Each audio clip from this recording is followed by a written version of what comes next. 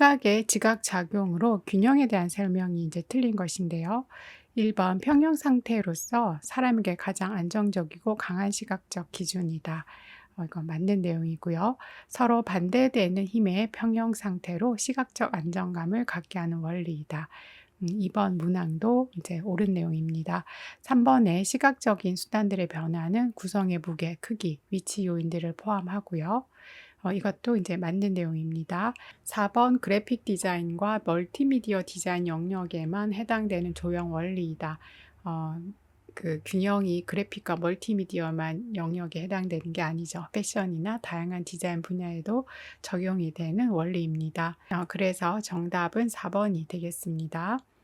비례에 대한 설명으로 틀린 것은 1번 이제 비례를 구성에 이용하여 훌륭한 형태를 만든 예로는 밀로의 비너스, 파르테논 신전이 있다.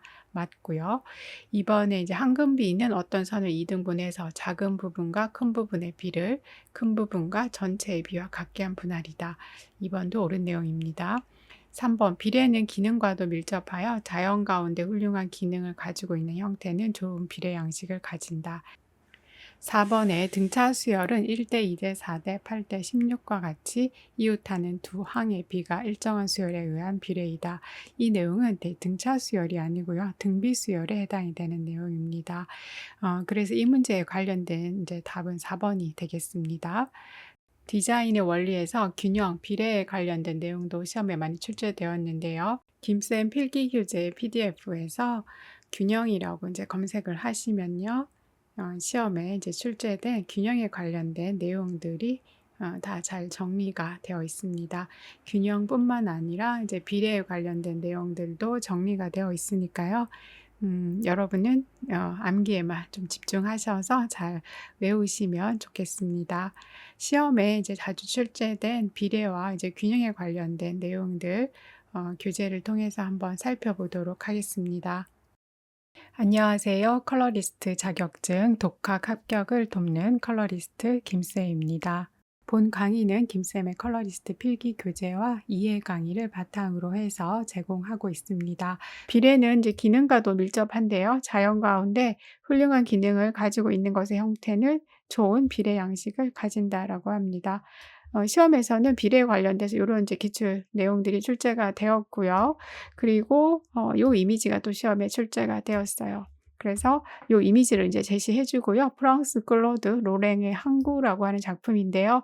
이 그림에서 설명할 수 있는 디자인의 조형 원리는 해서 이 비례를 이제 가로 안에 넣는 것으로 시험에 출제되었습니다. 기억해 두셨다가 기출 문제 풀 때 또 정답을 맞추시길 바랍니다.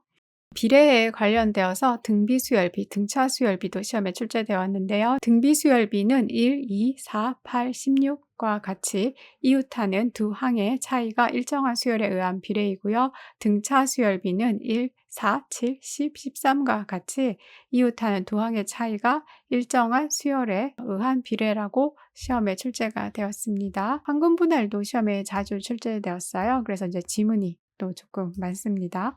황금 비례 같은 경우에는 그리스 시대부터 미적인 비례의 전형으로 이제 사용되었고요. 가로와 세로의 비율이 1대 1.61, 8사 1대를 얘기한다고 합니다.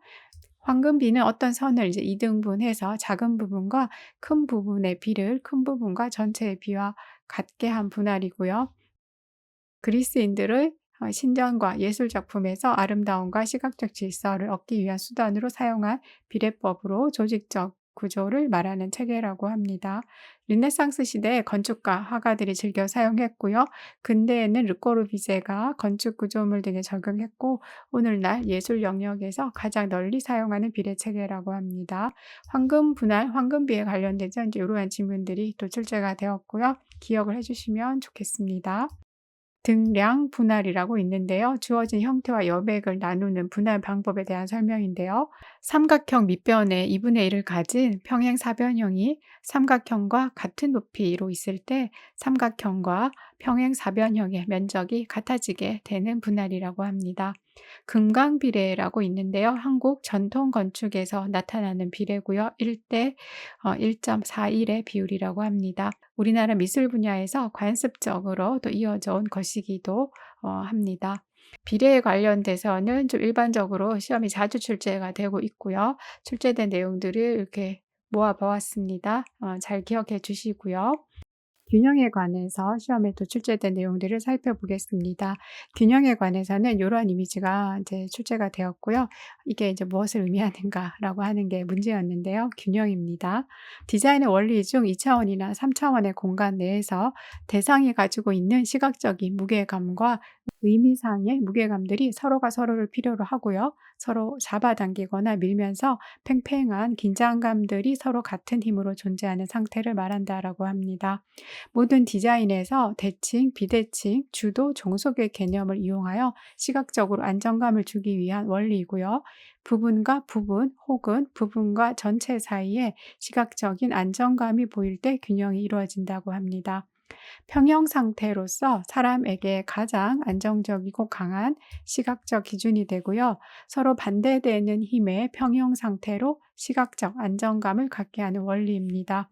이 평형 상태 그리고 시각적 안정감 이 내용들이 또 반복되어서 출제가 되었죠. 시각적인 수단들의 변화는 구성의 무게, 크기, 위치의 요인들을 포함을 합니다. 단조롭고 정지된 느낌을 깨뜨리기 위하여 의도적으로 또 불균형을 구성할 때도 있습니다. 규제와 균형은 안정감, 엄숙함, 단순하며 차분한 느낌을 준다. 구성적 균형에 따른 그룹핑의 유형으로는 대칭적 균형, 모호한 균형, 중립적 균형이 있다고 합니다. 균형에서 이제 대칭과 비대칭에 관련되어서 또 시험에 자주 출제가 되고 있어요. 대칭은 부분이 중심축에 대하여 동일하게 배치되는 것으로 질서를 주기 좋고 통일감을 얻기 쉬우나 엄격하고 딱딱한 느낌을 줄 수 있다고 합니다. 또한 대칭은 정돈하기 쉬운 기본적인 스타일이고요. 통일감 있는 균형, 정지적, 전통적인 효과를 얻는 데 적합하다고 합니다. 대칭에서는 좌우 대칭 균형, 방사형 대칭 균형, 이게 시험에 자주 출제되었는데요. 좌우 대칭 균형은 중심의 수직축을 중심으로 마치 거울면을 대하듯 양쪽이 똑같은 위치와 형태들이 반복이 되고요. 안정적이고 정적인 느낌을 준다고 해요. 좌우 대칭의 예로는 자연의 동식물, 여러 가지 구조물, 사원의 건축, 전통적 가구 등이 있겠습니다. 곤충으로 나비 같은 경우가 좌우 대칭 균형이 예로 또 할 수 있을 것 같고요. 이런 이제 무당벌레 같은 경우에도 이렇게 수직 중심에 이제 축을 중심으로 해서 오른쪽, 왼쪽 이렇게 대칭되어 있죠. 무당벌레, 나비 다 좌우 대칭 균형이 예로서 또 이해할 수 있겠습니다. 방사형 대칭 균형이 있겠는데요. 방사라고 하는 건 중심에서 사방으로 이제 뻗어 나가는 걸로 생각하시면 되는데요. 균형감을 표현하는 방법 중 하나이고요. 도형을 한 점 위에서 일정한 각도로 회전시켰을 때 생기는 균형이라고 합니다. 방사 대칭은 중심점 또는 핵을 중심으로 사방의 방향으로 확장되어 동적인 표정이 강하다고 합니다. 예를 들어서 자동차 바퀴도 방사형 대칭 균형에 해당이 되고요. 거미집이나 눈 결정체 같은 경우에도 방사형 대칭 균형에 해당이 되겠습니다. 눈 결정체 같은 경우에 요 가운데 중심을 기준으로 해서 이제 이러한 모양이 일정한 각도로 회전이 되면서 사방으로 이렇게 뻗어나가는 이런 이제 균형이 만들어진 것 같습니다. 비대칭 같은 경우에 이제 요러한 이미지가 해당이 되겠는데요.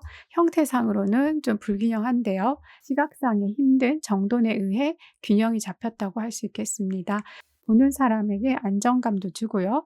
변화가 있는 어떤 개성적인 느낌도 전달한다고 합니다. 컬러리스트 필기 합격에 도움을 드리고자 김쌤 컬러리스트 필기 색채 디자인 교재는 기출이 술술 풀릴 수 있도록 20년간 기출 내용을 지문 그대로 암기할 수 있게 정리를 했습니다. 별도로 요점 정리 노트 만들면서 시간 낭비하시지 마시고요. 암기에만 집중하시면 되겠습니다. 각 내용에 관련된 개념들 쉽게 이해하고요. 암기하시고 싶으신 분들은 김쌤의 컬러리스트 필기 이해 강의에 또 참여하시면 되겠습니다. 컬러리스트 김쌤이었습니다. 감사합니다.